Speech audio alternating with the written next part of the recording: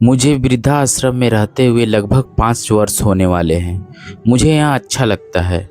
अपनी इच्छा के अनुसार रह सकती हूँ। मन करे तो किताब पढ़ती हूँ, नहीं तो गाने सुनती हूँ।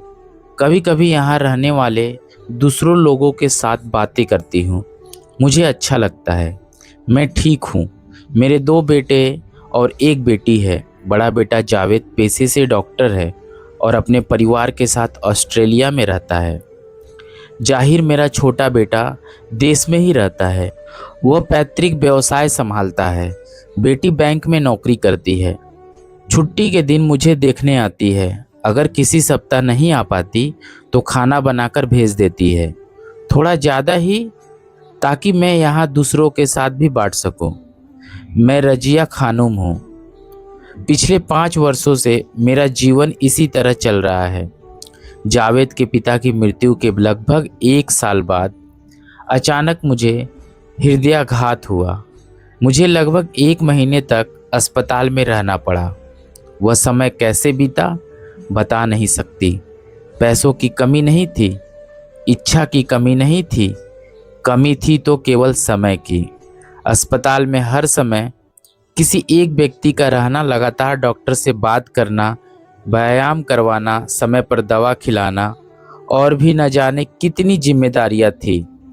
घर लौटने के बाद एक और समस्या सामने आई। 24 घंटे मेरी देखभाल के लिए कोई व्यक्ति कहाँ से मिलता। मेरी बेटी को बार बार ऑफिस से छुट्टी लेनी पड़ रही थी।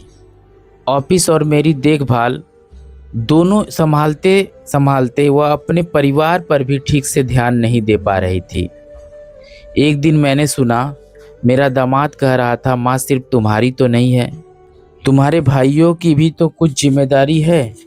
बात बिल्कुल स्वाभाविक थी, इसलिए मैंने उसे सहजता से लिया। इसी बीच मैंने सुना कि मेरी छोटी बहू जाहिर के साथ बहुत जोर जोर से झगड़ रही थी। कारण था कि मेरे पोते का परिणाम बहुत खराब आया। मेरी बीमारी के कारण रिश्तेदारों का आना जाना बढ़ गया था। मुझे कुछ अतिरिक्त देखभाल की ज़रूरत थी। इसीलिए इन दिनों उसके माता पिता दोनों ही बच्चे की पढ़ाई पर ध्यान नहीं दे पा रहे थे। बहू ऊंची आवाज़ में कह रही थी, इस घर में बच्चा ठीक से बड़ा नहीं हो पाएगा, क्योंकि यहाँ पढ़ाई का कोई माहौल ही नहीं है। दिन भर मेहमान, खाना बनाना और इन सब के बीच बच्चे की पढ़ाई कैसे होगी। मैंने उसकी बात सुनी और सोचा, वह ठीक ही तो कह रही है। आज के इस प्रतिस्पर्धा भरे युग में आगे बढ़ने के लिए बच्चे को पूरा समय देना जरूरी है। अगर उस समय का 10% भी कहीं और चला जाए तो बच्चे को नुकसान हो सकता है। मैंने बहुत सोच विचार किया, हर पहलू से विचार किया। फिर मैंने एक निर्णय लिया। मेरे बेटे बेटी ने इसका विरोध किया। बड़ा बेटा विदेश से आया, वह बहुत रोया और मुझे अपने साथ ऑस्ट्रेलिया ले जाने की कोशिश करता रहा। बेटी ने भी मुझसे आग्रह किया कि मैं उसके साथ जाकर रहूं, लेकिन मैंने सबको मना कर दिया। मैं अपने निर्णय पर अडिग रही। जाहिर ने कातर स्वर में पूछा, तो माँ, तुम हमसे प्यार नहीं करती, हमें अपना नहीं समझती, इसलिए हमारे साथ नहीं रहना चाहती। उसकी आंखों में आंसू थे। मैंने कहा, प्यार करती हूँ रे पागल, बहुत प्यार करती हूँ, और इसलिए चाहती हूँ कि हमारा रिश्ता हमेशा इसी तरह प्यार से भरा रहे। एक साथ रहने वाले रिश्तों में अपेक्षाएं बहुत अधिक होती है। जब अपेक्षा और प्राप्ति का हिसाब नहीं मिलता, तभी रिश्तों में तनाव शुरू होता है और परिवार में अशांति बढ़ती है। बड़े बेटे ने कहा, माँ, तुम हमारे साथ नहीं रहना चाहती, लेकिन हमारा गांव का घर तो खाली पड़ा है, तुम वहाँ भी तो रह सकती हो। मैंने कहा, वह घर, वह संसार, वह जिम्मेदारियाँ बहुत कर चुकी हूँ। अब थोड़ा अपने मन से जीना चाहती हूँ। तुम लोगों को भी मेरी चिंता नहीं करनी पड़ेगी और मुझे भी अकेले घर में पड़े पड़े मर जाने का डर नहीं रहेगा। बड़ा बेटा बोला, तुम जाओगी ही, यह समझ आ गया। ठीक है माँ, अब तुम्हें नहीं रोकूंगा, बस एक अनुरोध है, तुम्हारा खर्च हमें उठाने देना। मैं मुस्कुराकर बोली, ठीक है, देना। इसके बाद बाकी काम बहुत जल्दी व्यवस्थित कर लिए। पैसों और संपत्ति का उचित बंटवारा किया। अपने हिस्से का संपत्ति मैंने अपने पास ही रखी, क्योंकि आगे अपने तरीके से उसका उपयोग करना चाहते थे। इस संपत्ति से समाज के बुजुर्गों के लिए कुछ करने की मेरी इच्छा है। यहाँ बहुत से ऐसे लोग हैं जो अपने बच्चों के साथ थोड़ा समय बिताने के बदले अपना सब कुछ देने के लिए तैयार है, लेकिन बच्चों के पास अपने वृद्ध माता पिता के साथ 2 पल बैठने का समय नहीं है। फिर कुछ लोग ऐसे भी हैं जो परिवार में बटे हुए माँ बाप बनकर नहीं रहना चाहते और इसीलिए यहाँ आ जाते हैं। अर्थात जब तक कोई बिल्कुल मजबूर न हो, वृद्धाश्रम आने की कल्पना भी नहीं कर सकता।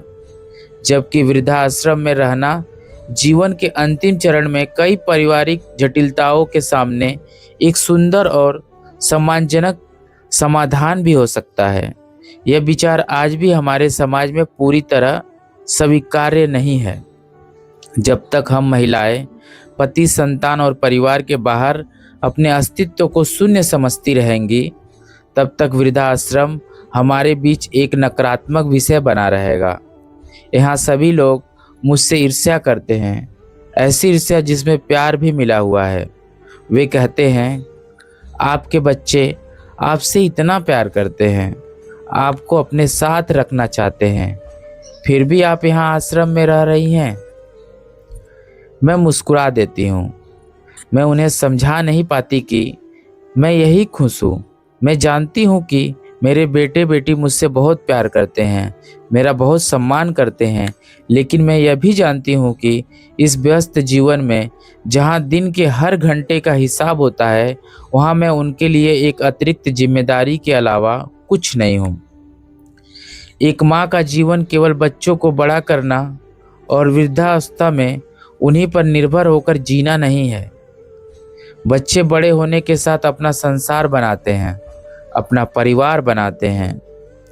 उनका जीवन उसी से इर्द गिर्द घूमता है। उस संसार में वृद्ध माँ या पिता हमेशा उसी तरह शामिल नहीं रह पाते। यही सच्चाई है। बहुत से लोग शायद इस सच्चाई को समझ नहीं पाते या समझकर भी अनजान बने रहते हैं।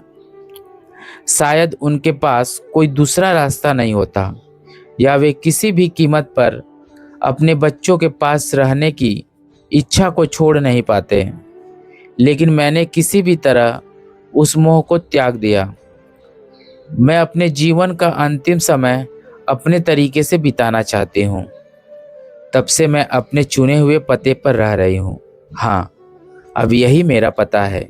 यह पता मैंने खुद चुना है, थोड़ा मैं बनकर जीने के लिए। लेख संग्रहित।